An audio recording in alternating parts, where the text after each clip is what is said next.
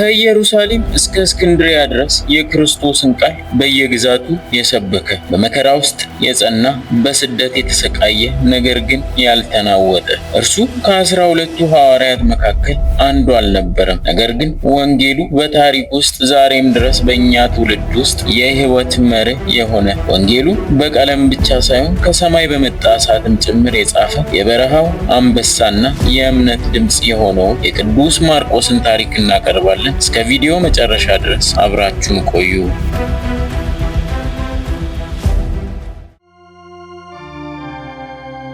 ቅዱስ ማርቆስ ትውልዱ ዕብራዊ ነው። ቤተሰቦቹ ግን ይኖሩ የነበሩት በሰሜን አፍሪካ ቀሬና በተባለችውና በዛሬዋ ሊቢያ ምዕራባዊ ጠረፍ በተቆረቆረችው ደማቅ ከተማ ነበር። ነገር ግን የሰሜን አፍሪካ ዘላን ጎሳዎች የሆኑት በርበሮች በየጊዜው በከተማዋ ጥቃት እየሰነዘሩ ሀብት ንብረታቸውን እየዘረፉ ስላስቸገሯቸው እናቱ ማርያምና አባቱ አርስጦቡሎስ ወደ ትውልድ ሀገራቸው ኢየሩሳሌም በመመለስ ቤት ሰርተው በኢየሩሳሌም ተቀመጡ። የማርቆስ እናት ማርያም ባውፍሊያ ቤቷን ለክርስቲያኖች መሰብሰቢያነት የሰጠች ደግ ሴት ነበረች። ጌታችንም የመጀመሪያውን የአዲስ ኪዳን ቁርባን ለሐዋርያት ያቆረባቸው በእርሷ ቤት የላይኛው ፎቅ ላይ ነበር። በበዓለ ሀምሳም መንፈስ ቅዱስ ለሐዋርያት የወረደላቸው በእርሷ ቤት ተሰብስበው ሲጸልዩ ነው። በርናባስ ለቅዱስ ማርቆስ አጎቱ ነው። የቅዱስ ማርቆስ አባት አርስጦብለስ እና በርናባስ በእናት የሚገናኙ ወንድማማቾች ናቸው። የእነርሱን እህት ደግሞ ቅዱስ ጴጥሮስ ስላገባት ቅዱስ ማርቆስ አክስቱን ለመጠየቅ ሲሄድ ከጴጥሮስ ጋር ተዋወቁ። በዚህም ምክንያት ስለ ክርስቶስ ለማወቅና እርሱን ለመከተል ጥሩ ምክንያት አገኘ። ጌታችንም 72ቱ አርድእትን ሲመርጥ ቅዱስ ማርቆስም አንዱ ሆኖ ለመመረጥ ቻለ። የቅዱስ ማርቆስ የመጀመሪያ ስሙ ዮሐንስ ይባል የነበረ ሲሆን ከ120 ቤተሰብ በዕድሜ ትንሹ እርሱ ነበር። ምንም እንኳ ማርቆስ በክርስቶስ መመረጥ ቢችልም አባቱ ግን ኦሪታዊ ነበር። ቅዱስ ማርቆስ ገና በልጅነቱ ኢየሩሳሌም ለመኖር በመታደሉ በዚያን ዘመን ይሰጥ የነበረውን መንፈሳዊ ትምህርት ለማግኘት እድል ገጥሞታል። የላቲን፣ የግሪክና የዕብራይስጥ ቋንቋዎችን አሳምሮ ያውቅ ነበር። ጌታችን መድኃኒታችን ኢየሱስ ክርስቶስ በይሁዳ አውራጃዎች እየተዘዋወረ ሲያስተምር ቅዱስ ማርቆስ ገና ሕፃን ነበር።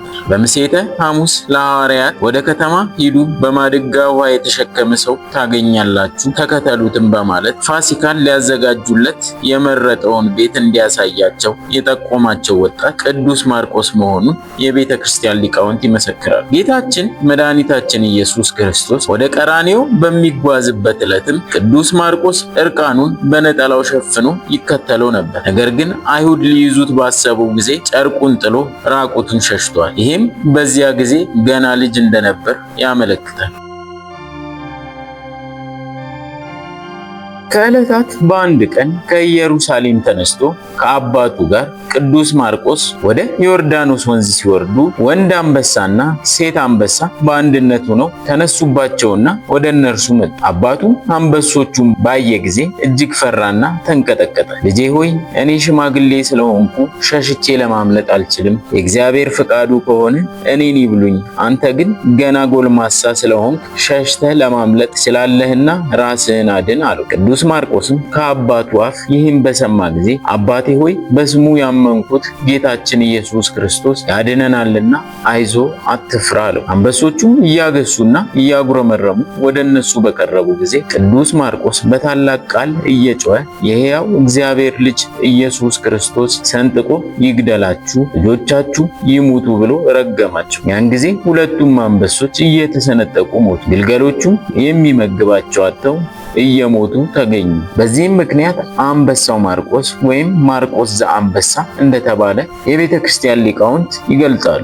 አባቱ ልጁ ቅዱስ ማርቆስ በአንበሶች ላይ ያደረገውን ተአምራቱን አይቶ ልጄ ሆይ እስከ ዛሬ ልጄ ነበርክ፣ ከእንግዲህ ወዲህ ግን አባቴ እልሃለሁ አለው። ከዚህም በኋላ አባቱ በክርስቶስ አመነ። ወንድሙ በርናባስ ግን አስቀድሞ ስላመነ ከ72ቱ አርድእት ተቆጥሮ ከቅዱስ ጳውሎስ ጋር እየሆነ ሲያስተምር የኖረ ነው። አባቱ አርስጦቡሎስንም ቅዱስ ጳውሎስ በሮሜ መልእክቱ የአርስጦቡሎስን ሰዎች እንዴት ናችሁ በሉ ብሎ ስሙን ጠርቶታል።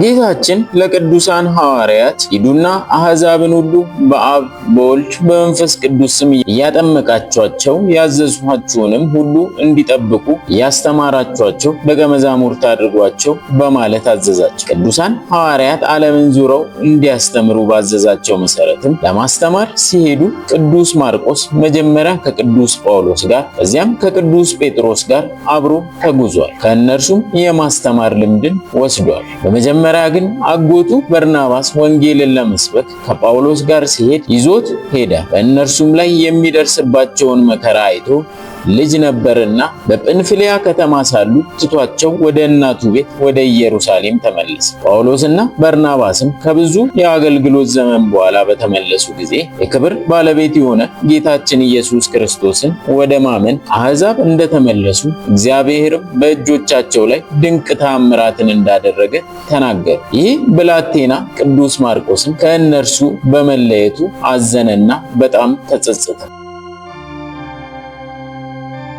ከብዙ ጊዜ በኋላ ዳግም ጳውሎስና በርናባስ ለስብከት ሲሄዱ በርናባስ ቅዱስ ማርቆስን እንደገና ለማስከተል አስቦ ነበር። ነገር ግን ከዚህ ቀደም በጵንፍልያ ሳለ በመከራው ጊዜ ተለይቶ ስለሄደ ጳውሎስ ሁለተኛ ማርቆስን ለማስከተል አልወደደም ነበር። ስለዚህ በጳውሎስና በበርናባስ መካከል ትልቅ መለያየትና መከፋፋት ተደረገና ጳውሎስ ሲላስን መርጦ ከእርሱ ጋር ለብቻው ሄደ። ነገር ግን ቅዱሳን ምንም ቢቀያየ ደግሞ ስለ እግዚአብሔር ብለው ይቅርታ ማድረጋቸው አይቀርምና ቅዱስ ጳውሎስ በሮሜ ታስሮ ሳለ ማርቆስን አምጣልኝ ብሎ ወደ ጢሞቴዎስ ጻፈ። ጢሞቴዎስም ወስዶ አስታርቆታል። በእስር ቤትም ሲያገለግለው ነበር። በርናባስም ከቅዱስ ማርቆስ ጋር እያገለገሉ ከቆዩ በኋላ አረፈ። ከዚህ በኋላም ቅዱስ ማርቆስ ወደ ሮሜ ሀገር ወደ ቅዱስ ጴጥሮስ ሄዶ ለእርሱ ደቀ መዝሙሩ ሆነ። እዚያም ቅዱስ ጴጥሮስ የተረጎመለትን ወንጌልን ጻፈ። በሮሜ ሀገርም አስተማረበት። ከዚያም በክብር ባለቤት ጌታችን መድኃኒታችን ኢየሱስ ክርስቶስ ትእዛዝና በሐዋርያትም ትእዛዝ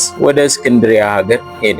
ወደ እስክንድርያ ሄዶ በውስጧም የከበረ ወንጌልን አስተማረ። ደግሞ በአፍሪካና በእስክንድርያ ዙሪያ በነበሩ በአምስቱ አውራጃ ሀገሮች አስተምሯል።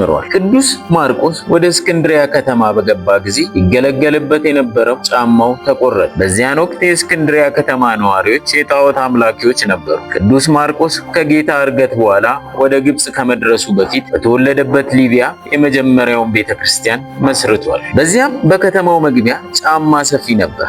ቅዱስ ማርቆስም እንዲሰፋለት ለእርሱ ሰጠው። ሲሰፋም ጣቱን ወግቶ ሰነጠቀው። ከእርሱም ደም ፈሰሰና በዮናኒ ቋንቋ ኢታስታዎስ አለ። ትርጓሜውም አንድ እግዚአብሔር ማለት። ቅዱስ ማርቆስም ስሙን የምትጠራውን አውቀኸው ነውን? አለው። ጫማ ሰፊውም እንጠራዋለን እንጂ አናውቀውም አለ። ከዚህም በኋላ ቅዱስ ማርቆስ እግዚአብሔር ሰማይና ምድርን ከፈጠረበት ጊዜ ጀምሮ አባታችን አዳም ትእዛዙን እንደተላለፈ የጥፋት ውሃም እንደመጣ ሙሴንም እንደላከውና እስራኤልን ከግብጽ እንዳወጣቸው ሕግንም እንደሰራላቸው ናቡከደነጾርም ወደ ባቢሎን መርቶ እንደወሰዳቸውና ከ70 ዓመት በኋላ ወደ ሀገራቸው ኢየሩሳሌም እንደተመለሱ ክርስቶስ ሥጋ በመልበስ ወደ ዓለም መምጣቱ ነቢያት ትንቢት እንደተናገሩ ያስተምረው ጀመር። ከዚያም በኋላ ወደ ምድር ምራቁን ትፍ ብሎ ጭቃ አድርጎ ጣቱን ቀባው፣ ወዲያው ዳነ። በጌታችንም አመነ። ያም ሰው ስሙ አንያኖስ ይባል። ቅዱስ ማርቆስንም ወደ ቤቱ ወስዶ ልጆቹን ዘመዶቹንም ወደ እርሱ አቀረበ። ቅዱስ ማርቆስም ሁሉንም አስተምሮ አንድ አምላክ በሆነ በአብ በወልድ በመንፈስ ቅዱስ ስም የክርስትና ጥምቀትን አጠመቃቸው። በክብር ባለቤት በጌታችን ኢየሱስ ክርስቶስ ያመኑ ሰዎች በበዙ ጊዜ የቅዱስ ማርቆስን ዜና ሰምተው የአገሩ ሰዎች ሊገድሉት ተሰበሰቡ። እርሱም አንያኖስን ኤጲስቆጶስ አድርጎ ሾሞ ልጆቹን ቄሶችና ዲያቆኖች አድርጎ ከዚያም ወጣ ብሎ በእስክንድርያ ዙሪያ ይገኙ ወደ ነበሩ 5 አውራጃዎች ለ2 ዓመት እየተዘዋወረ አስተማረ። በቀናች ሃይማኖትም አጸናቸው። በእነርሱም ዘንድ 2 ዓመት ኖረ። ኤጲስቆጶሳትን ቀሳውስትንና ዲያቆናትን ሾሞላቸው ተመልሶ ወደ እስክንድርያ መጣ። ከዚህም በኋላ ወደ እስክንድርያ ሲመለስ ምዕመናንም ጨምረው በስተውና በታወቁ ቦታዎች ሁሉ በባህርም ዳርቻ አብያተ ክርስቲያናትን ሰርተው አገኛቸው። ወንጌላዊው የማስተማር ኃይልን ከእግዚአብሔር ስለተሰጠው በትምህርቱ በምድረ ግብፅ ተቋቁመው የነበሩትን የጣዖት ቤቶችን እንዲዘጉም አድርጓል። በዚህ ሁሉ አገልግሎት ውስጥ ግን ከሃዲያን የነበሩ ሰዎች ይገድሉት ዘንድ እጅጉን ይፈልጉት ነበር። እርሱ ግን በእስክንድሪያና በዙሪያው የሚገኙ 5ቱን አውራጃዎች እያስተማረ በድብቅ ደግሞ ወደ እስክንድሪያ ከተማ ይገባና ይወጣም ነበር።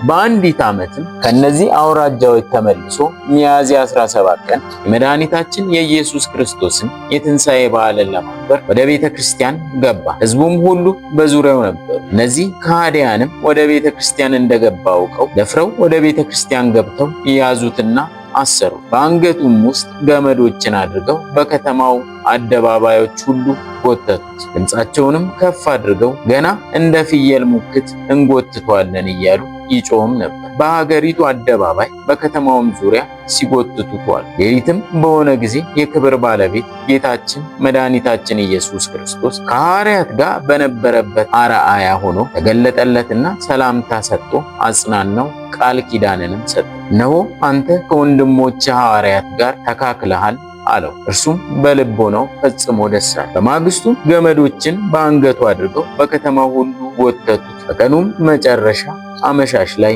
ነፍሱን አሳልፎ ሰጠ።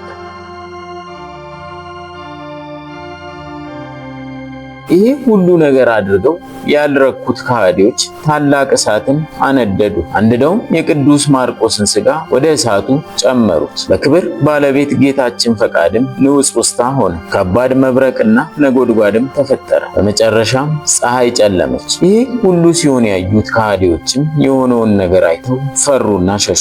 ምዕመናንም መጥተው የሐዋርያው የቅዱስ ማርቆስን ሥጋ ወሰዱ። ከደረሰበት መከራ አንጻር ሥጋው ምንም ጥፋት ሳይደርስበት ደህና ሆኖ አገኙትና በመልካም ልብስም ገንዘው በጥሩ ቦታ አኖሩት። መታሰቢያውንም አደረጉ። በአጠቃላይ ቅዱስ ማርቆስ ከአራቱ ወንጌላት አንዱን የጻፈ ቅዱስ ጴጥሮስ ደቀ መዝሙር በነበረ ጊዜ ቅዱስ ጴጥሮስ ሲያስተምር እርሱ ወንጌሉን ይጽፍ የነበረ ታላቅ ወንጌላዊና ሐዋርያ ነው። የቅዱስ ማርቆስ መንበር እስክንድሪያ በመሆኑ ይህ የእስክንድሪያ ቤተክርስቲያን ወንበር ዛሬ ድረስ በአንበሳ ተሰይሞ ይጠራል። የኛም የኢትዮጵያ ቤተክርስቲያን በማርቆስ ወንበር የተጠቃለለች በመሆኗ አርማዋ የይሁዳ አንበሳ ኢየሱስ ክርስቶስ መሪዋም ኢየሱስ ክርስቶስ ነውና ብፁዓን ሊቃነ ጳጳሳት ይህንን አርማ ይዘው ነው ሕዝቡን የሚመሩ። እግዚአብሔር ምስጋና ይሁን።